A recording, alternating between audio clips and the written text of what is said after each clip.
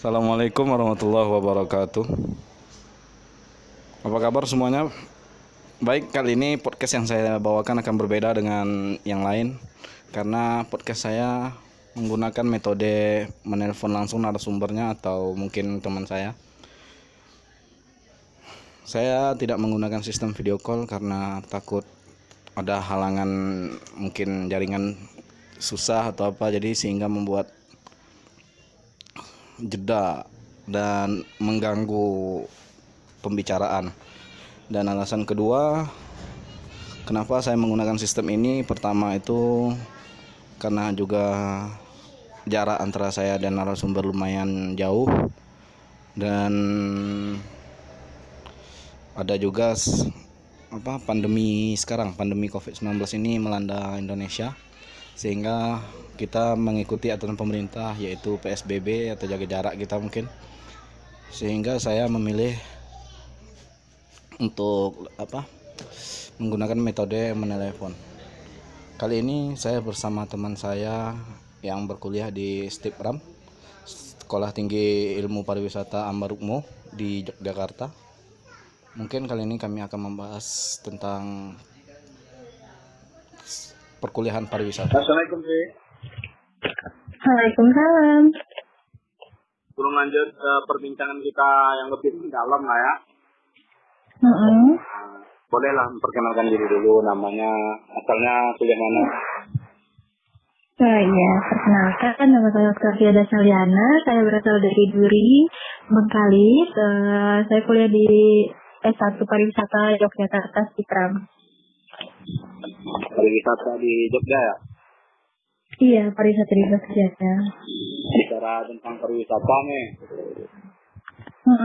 Jadi sistem kuliah di pariwisata itu gimana? Wisata aja atau gimana gitu? Gini ya, kalau misalnya masalah orang kan banyak tuh yang ngomong tuh, enak sih aku kuliah di pariwisata pasti jalan-jalan mulu. Wah, itu semua tuh salah banget. Karena kita sebagai anak pariwisata itu juga mempelajari tentang ilmu-ilmu yang lebih luas gitu loh. Kayak kita juga mempelajari tentang kimia, kita juga mempelajari tentang hukum, tentang psikologi, itu kita pelajarin semua. Karena pariwisata itu ada yang namanya pariwisata hukum, ada pariwisata psikologi, seperti itu. Nah, jadi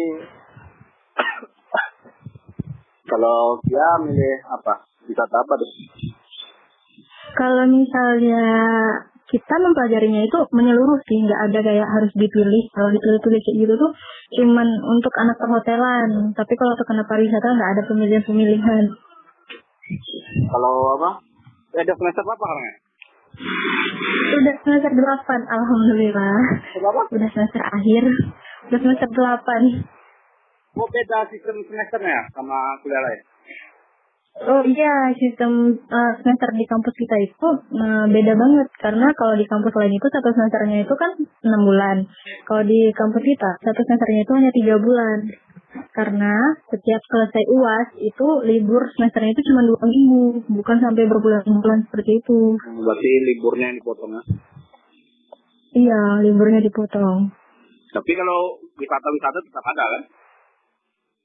Wisata-wisata tetap ada, kayak nanti bakalan ada, misalnya kita ada 14 kali pertemuan, 7 kali pertemuannya kita untuk membahas di dalam kelas, dan 7 kali pertemuan selanjutnya itu kita untuk observasi langsung ke tempat wisata-wisata. Itu wisatanya lebih dominan keluar atau dalam negeri atau gimana? Gini, nanti kita kan ada 8 semester. Ya. Nah, di semester 5 sama 6 itu kita diwajibkan untuk berwisata ke luar negeri. Ya. Dan dari kampus kita disediakan 3 negara. Ada Singapura, Thailand, sama Malaysia.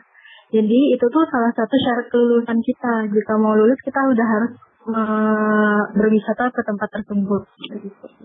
Oh ya, kemarin ada juga lihat pernah ke Korea ya, itu termasuk atau ada cara aja atau gimana gitu?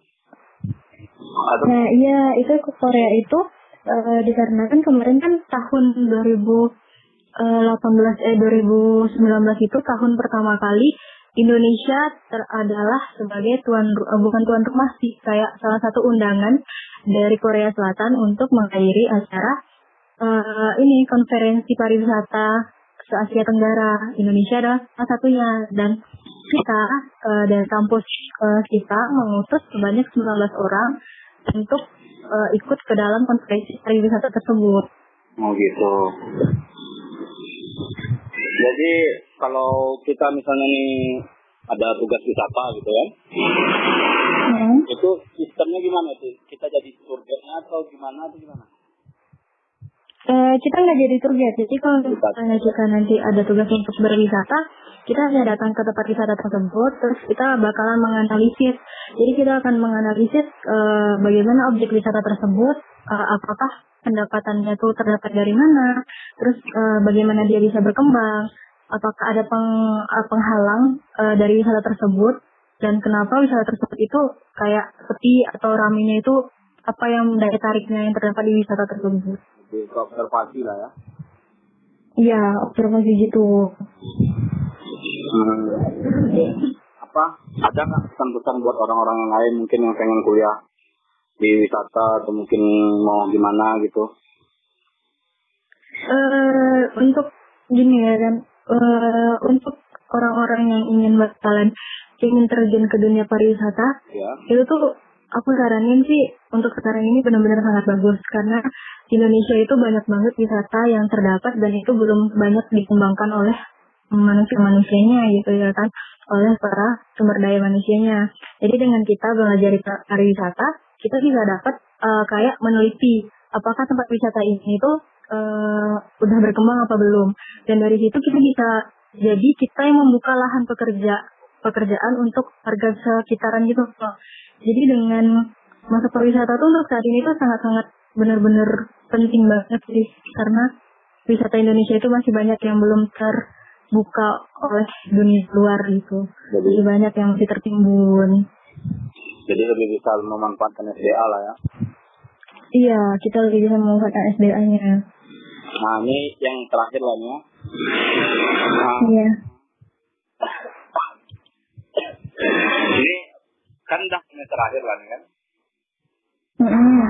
Mungkin ada tujuan lah yang mau dituju. Selesai kuliah rencananya mau kemana tujuannya? Ya kalau selesai kuliah sih rencananya pengen cari kerja dulu, dan kalau misalnya nanti udah cari kerja setidaknya setahun gitu ya kan, kalau misalnya dapat beasiswa rencananya ingin melanjutkan ke S2. Ya. S2-nya di mana tuh? Di situ juga. Pengennya sih di luar negeri, pengennya nyariin di luar negeri. Mudah-mudahan terkabul semuanya lah ya. Amin. Oke lah, makasih banyak ya Pi. Iya, sama-sama, makasih juga. Nah, semoga ilmu yang diberikannya bermanfaat bagi kita semua, oke? Amin. Terima kasih, assalamualaikum. Waalaikumsalam. Baiklah, itulah hasil bincang-bincang saya dengan Octavia Rasaliana. Mohon maaf apabila ada sedikit noise-noise yang sangat mengganggu pendengaran karena terganggu oleh lokasi dan juga tempat. Semoga bermanfaat bagi semua. Assalamualaikum warahmatullahi wabarakatuh.